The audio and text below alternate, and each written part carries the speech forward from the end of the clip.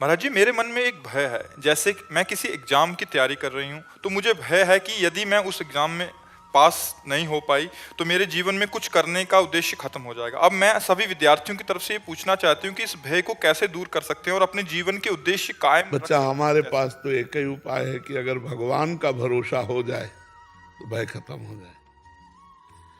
कि अगर मैं फेल भी हो जाती हूं तो भगवान मेरे है ना, कोई ऐसा उपाय करेंगे जिससे मेरा मंगल हो जाएगा। फेल हो जाने का भय पहले आपने स्वीकार कर लिया, पहली हार तो आपने स्वीकार कर ली। पहले ही सोपान जो जीत की है वो आप हार चुके हैं। नहीं, मैं पूरा प्रयास करके पढ़ूंगी, मैं अपने विषय में परिपक्व होंगी, और मैं कैसे फेल होंगी? अंतिम समय तक परीक्षा के हम यही सो, मैं जीतूंगी, मैं जीतूंगी, मैं विजय को प्राप्त होंगे, मैं पास होंगे। और जब फेल हो गए तो हमें विचार करना त्रुटि कहाँ हुई, कौन से अभ्यास में त्रुटि हुई। अब अगले वर्ष मैं ऐसा पढ़ूंगी कि नंबर 1 में आऊंगी। हार तो हमें स्वीकार ही नहीं करनी। हम अपने जीवन की बात करें, हार स्वीकार करना हमारे स्वभाव में नहीं। जिद्दी स्वभाव, हार स्वीकार नहीं करना। अगर हमें कहीं भी हार लगती है तो हम उस कमी को देखते हैं, 100 बार उस कमी को ठीक करने की कोशिश। अगर 100 बार हारेंगे तो हम स्वीकार नहीं करेंगे मैं हारा हूं। नहीं, मैं एक दिन जीतूंगा, मैं ये कमी को दूर करूंगा, आगे बढ़ूंगा। अब जैसे विद्यार्थी पहले से डर गया, अब वो इतना घबराया हुआ तो जरूर कमी कर देगा। घबराया हुआ आदमी कहीं सफल नहीं होता। हमारी बात समझना, चाहे खेल में हो, चाहे पढ़ाई में हो, या किसी भी हो, थोड़ा निर्भय होना चाहिए। घाटा हो गया, अब क्या होगा? अब वो इसी चिंतन, निगेटिव चिंतन क्यों करते हो? घाटा होगा तो देखा जाएगा। एक बार हम देखते हैं इसको, हम अपने भाव को देखें। तो हमें पहली हार तो ये हमारी हो गई जो मैं भयभीत हो गया। और ये हार इतनी बुरी होती है कि वो पहले से भयभीत, आखिरी में जब भयभीत होता है और हार गया, मान लो फेल हो गया, अब उसको कई चिंतन, माता पिता का इतना पैसा लगा, वो क्या डांटेंगे, और हमसे जो कमजोर मित्र हैं वो तो पास हो गए, ये सब मेरा उपहास करेंगे, और उसको लगता है मैं कर लूं क्योंकि इन सबसे बच जाऊंगा। ये बातें नहीं होनी चाहिए, ये बातें नहीं। एक वीर बहादुर की तरह उत्साह संपन्न रखो। पढ़ाई में आपने कमजोरी की है तभी आपको भय लग रहा है, ये कैसे लग सकता है? अगर आप संयम से चल रहे हैं, आपको सच्ची बताता हूं, अगर आप ब्रह्मचारी हैं, संयम से चल रहे हैं विद्यार्थी जीवन में, तो कोई भी पूरी बुक का बुक बोल दो और 10 बार सुनाओ और इसके बाद हमसे सुन लो। अगर आप ब्रह्मचर्य नहीं हैं तो स्मृति आपकी क्षीण हो जाएगी, फिर पकड़ नहीं पाएगी। क्या है, क्या हमारे आध्यात्मिक ग्रंथों से कठिन है आधुनिक पढ़ाई? आप विचार करो, अलौकिक सत्ता की जानकारी।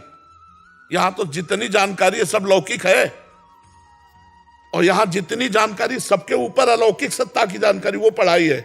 मान लो उपनिषद है, वेद है, भागवत है, गीता जी है, ये जो अध्यात्म है अलौकिक का है। और उस अलौकिक को ज्ञान प्राप्त करने के लिए जब चला जा, अपने लोग ऐसे पढ़े रात दिन, उसे जैसे विद्यार्थी पढ़ता है ना, ऐसे भगवान ने ऐसा कहा तो ऐसा का क्या भाव हो सकता है। अब खूब नाम जप कर रहे हैं, उसी का चिंतन कर, फटाक से शब्द आ गया, अच्छा इसका मतलब ये होता है। धीरे धीरे धीरे धीरे धीरे वो एक ज्ञानी महात्मा बन जाता है। कक्षा 9 पढ़े हैं, वो एक ज्ञानी महात्मा बन जाता है। आप प्रश्न बोलो, उत्तर ले लो। वो क्या हुआ? एकांतिक चिंतन हुआ, तत्व का चिंतन हुआ, विचार हुआ। अगर आप अपनी पढ़ाई में तन्मयता करेंगे, पूरे ग्रंथ को याद कर सकते हैं। कहीं से भी प्रश्न आवे तुरंत उत्तर लीजिए। आप में इतनी क्षमता है, पर उस क्षमता को गंदे आचरणों में खो दिया जाता है। ये जो आजकल चला है ना, गर्लफ्रेंड बॉयफ्रेंड और ये सब दलित दुराएं, ये कभी बच्चों में ना आवे। हम तो कहते हैं जो बच्चे बच रहे हैं उनसे प्रार्थना है कि कभी स्वीकार मत करना, और आगे जो बच्चे निकल चुके हैं इस मार्ग में वो लौट आवे। ये बहुत गलत मार्ग है, इससे तुम्हारी स्मृति नष्ट हो जाएगी, तुम्हारी हृदय शक्ति कमजोर हो जाएगी। अभी बच्चे हो, ये अवस्था के अनुसार होता है। जब 20-22 अवस्था में ब्याह हो जाए फिर गृहस्थी में जाओ, तब वो अपने धर्म का प्रयोग करो। ये ऐसे नहीं करना चाहिए। और ये भय आदि जो है ना, इनको छोड़ो, पढ़ाई में मन लगाओ। हम पास क्यों नहीं होंगे? मेहनत किया भाई, क्यों नहीं पास होंगे? ऐसा कोई प्रश्न नहीं आता जो हमारे सब्जेक्ट से बाहर हो। आप विचार करो, हमने अपने सब्जेक्ट की तैयारी क्यों नहीं की? ये हमारी कमी है।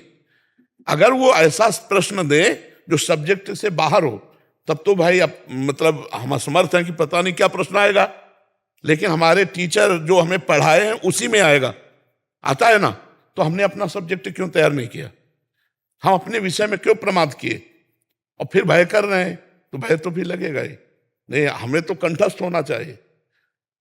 मतलब आप समझो, अगर आप ब्रह्मचारी हो तो ग्रंथ का ग्रंथ कंठस्थ कर सकते हो, कोई परेशानी नहीं होगी दिमाग में। आज जो बच्चे कहते हैं ज्यादा पढ़ो तो सर दर्द करने लगता है, आंखें कमजोर है, ब्रह्मचर्यहीनता, खुली बात कह रहे, ब्रह्मचर्यहीनता। अगर ब्रह्मचर्य पुष्ट रखोगे कभी नहीं ऐसा बात आएगी। एक आदमी बदल गया ना, हमारा जीना सार्थक हो गया, हमारी साधुता सार्थक हो गई, हमारा जीवन सार्थक हो गया। तो हम अपने कर्तव्य पे लगे हुए हैं, तो उसका फल देख रहे हो। रात्रि के, अब सुनो, सर्दी का समय है, छोटे छोटे बच्चे, माई बहन बूढ़े सब खड़े हैं रोड में।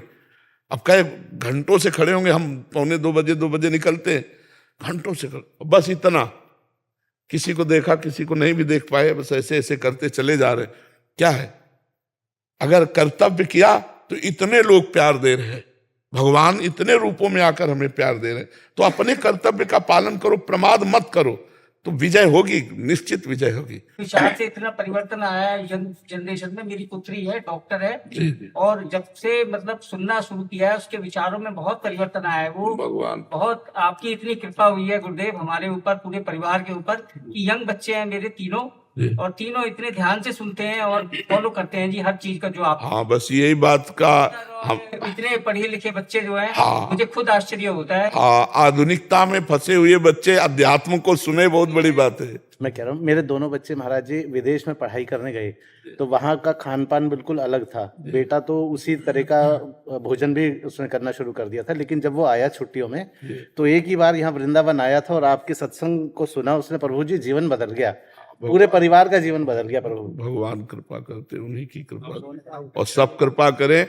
कि सब कोई स्वस्थ रहो, अच्छे आचरण करो, भगवान की कृपा सब पर है, खूब आनंद में जीवन व्यतीत करो, बस गंदे आचरण न करो, गंदा भोजन न करो, किसी का मंगल न करो, इसीलिए मनुष्य जन्म मिला है, खूब आनंद में जीवन व्यतीत